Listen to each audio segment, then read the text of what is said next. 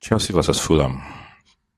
I'm not even sure where to start with this. I am. It's beyond words. What Chelsea have become, what this club have become, what my club have become. I've been supporting this club for over 20 years now, thereabouts, or just about 20 years, I should say. And I've never seen us this bad. I've never seen us this terrible. On the pitch, off the pitch. I don't know what. I mean, when Maresca was here, right? It was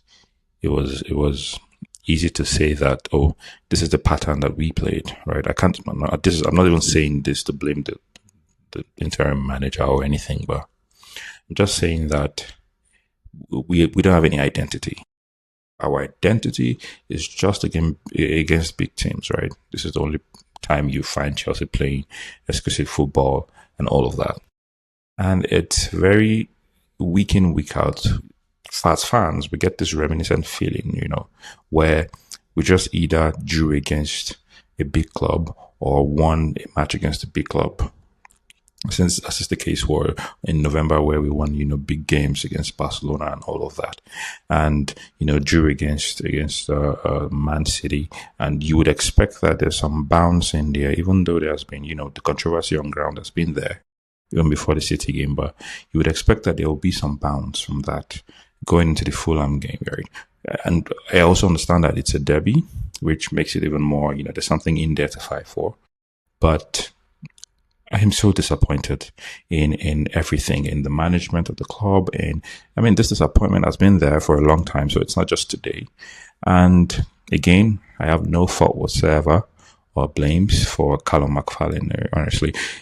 In fact, if I'm supposed to say anything, is thank you for the last two games, just trying to calm the storm. But this goes to the boys. But before I get in there, let's just take a look at the lineups. We had Sanchez in goal. We had Cucurella on the left. We had Tosin, who, by the way, well, I will get to that. We had Chaloba. We had Gusto, right back. Caicedo. We also had Andre Santos, Pedro Neto, Fernandez, Cole Palmer, and up top was Liam Delap. Looking at this lineup, the first question I ask is, where is Rhys James? And how has Tosin gotten back into this team? Cannot explain it. It's beyond me. The bench, Fofana is on the bench. So how has Tosin gotten into the team ahead of Fofana? Is this a medical issue or anything? How has James not started this game? James is the most experienced player in that team, in our team. And if we are going through tough times, I'm sure he has the mentality and he understands, how to get the team out of these things. He's the club captain, for crying out loud. This guy has played over a year of football without injuries, and suddenly he cannot start a game anymore. I'm struggling to understand it. I'm struggling to understand Tosin starting this game. Just last week or a couple of days ago, there were rumors that certain players are being played under Maresca to increase their value. Just a couple of days after Maresca leaves, Tosin, who was frozen out of the team, suddenly comes back. There's Caicedo, who, after coming back into the fold from his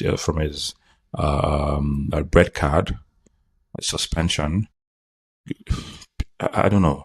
I cannot explain what I saw from him today, right? And then there's Cucurella, who struggled against I'm not sure how old this guy is now. The Fulham striker, Jimenez. Jimenez is 34, he's in his mid-30s. And he's not the fastest of strikers, right? Cucurella is in his late 20s, 27.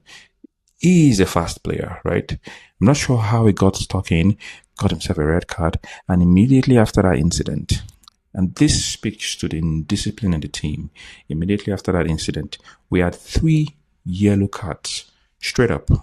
It's inexplicable. The discipline in this team is horrendous.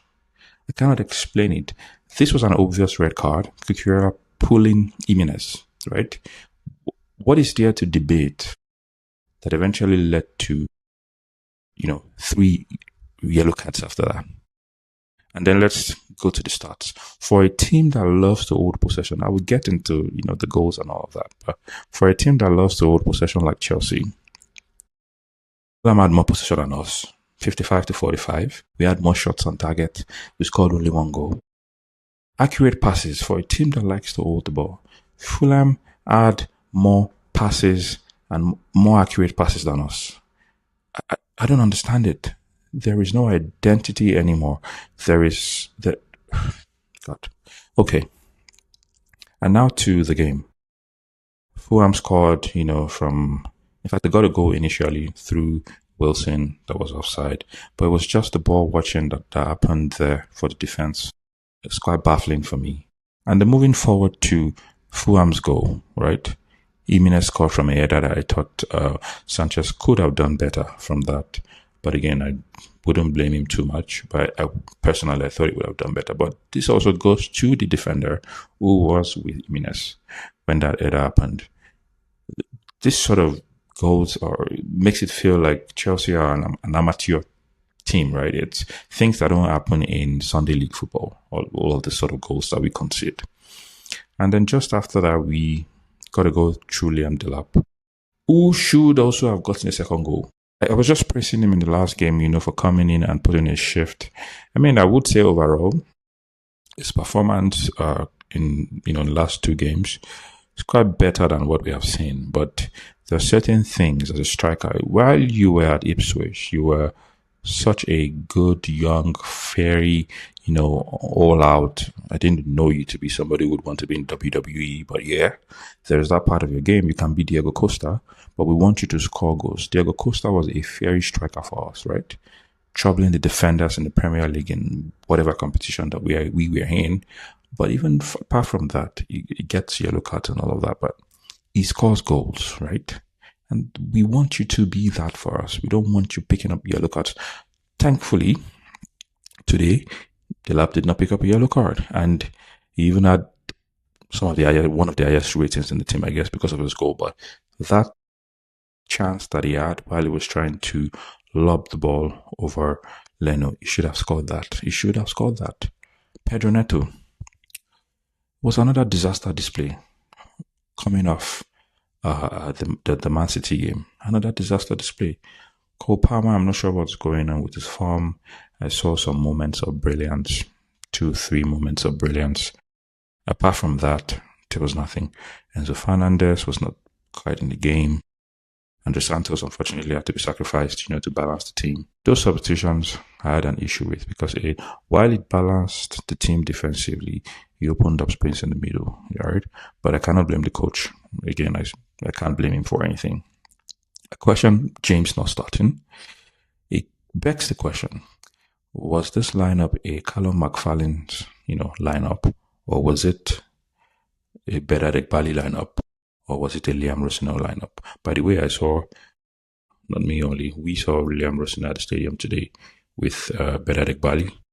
We can only hope that things change, right? We can only hope that, nothing will change actually. The board will be the board. But we can only hope that on field, Liam Rossino is able to make things work. Because if on field, if things are going really rightly on field, we wouldn't really care much what is going on in the background. If our players are turning up, if we have, at some point we will require players that are good enough or that suit a certain system, right? And this is not to say that all our players are rubbish. No, some are, right? And there are others who are, good enough to improve, such that if they are playing in a team, then it's possible to get the best out of them, something like that, right? And there are others that would definitely need to let go. A player like Tosin Adarabioyo, in my opinion, I do not think is Chelsea quality. Good as a fringe player, but I don't think his Chelsea quality is not good enough to be starting, which, contributed to shambolic display that we had today. Other players came in, had to think he had a good game, defended quite well and all of that. Joao Pedro, I have nothing to say about him. Came in the 75th minute and did absolutely nothing. Achiampong, I think I saw once or twice bumping forward with the cross. Yeah, overall, I think it was quite a shambolic display. Not what I would expect to happen after that, quite impressive or seemingly impressive display against Manchester City. just a couple of days back. And this goes to even the bigger issue that we have at the club, which is the club ownership, right? Blue Co. I I have never seen it this bad, and I will say it again. And it is, we have a very obvious ownership problem. Imagine buying Liam Delap over Victor Osimhen. I mean, let's keep all of the Victor Osimhen issues aside. He is a fantastic scorer, a fantastic striker. I would pick him any day over all of the strikers that we have at the club at the moment. All of the decisions with, all of the decisions with, the coaching, the coaches since they came, bringing in, sporting directors, placing them over coaches. A coach, in my opinion, or a manager knows what they want. It's not even my opinion. It's Vox Populi, right? It's general knowledge. A manager understands the players better, understands what they want to play, and the kind of players that suit that. This is what we have always known Chelsea for, supporting coaches in that aspect, right? Mourinho had the support from Abramovich, and Ancelotti had the support. All of the coaches that have come had support. Even Lampard had support.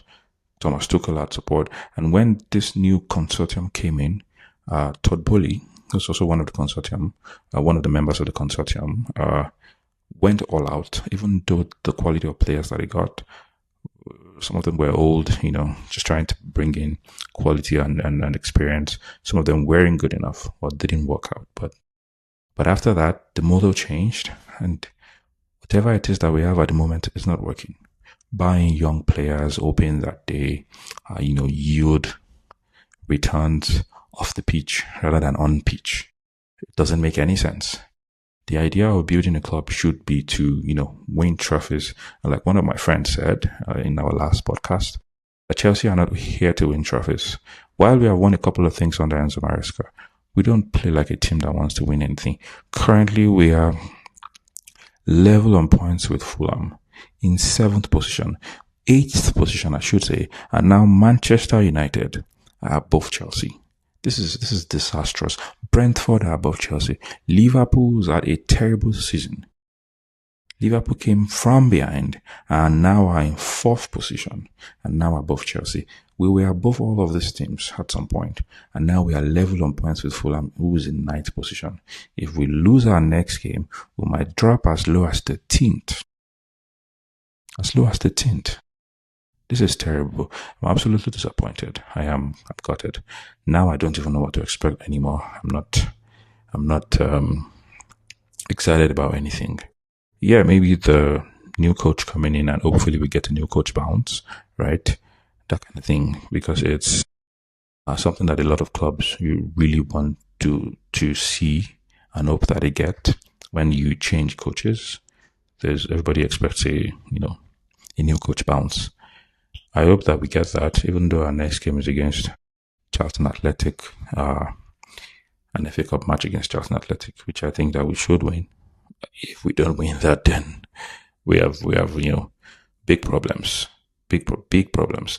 The top scorer at Chelsea, just for context, our top scorer is João Pedro with 6 goals. The season is already halfway. 21 games in the Premier League, even though he has not played all of the games or whatever the case is, or started all of the games. 21 matches. One of our strikers, João Pedro, has 6 goals. The next highest goal scorer is Enzo Fernandez from the midfield with 6 goals. And Pedro Neto with 5. This is disgraceful. Where do we go from here? I don't know. I can only hope that the new coach, do things better. Stop pairing Chalobah with Tosin. Chalobah by himself, when playing with another player, maybe Fofana, is a good defender but by himself. He's a good defender when paired with the right person. But with Tosin, he becomes a horrible player. We don't want to see this anymore. We don't want to see Cole Palmer playing, in weird position, coming further back into our own half. He should be up there. We don't want. Cole Palmer has been our best player for 2-3 years, right? And yeah, he just got back from injury and now is out of form and all of that. But we don't want these weird player positionings anymore. I'm tired of it. while James has performed, in the midfield, I would want to see him on the wing. I would want to see him back as a right wing back, right? Because he does this better than any other thing. Liam Rossonero, again, welcome to Chelsea. I hope that you do things better. I hope that we have something to look up to. But at the moment, there's really nothing. I'm just gutted. I'm disappointed. I don't know what to say. See you guys on the next one. And hopefully the mood is better and it's a win.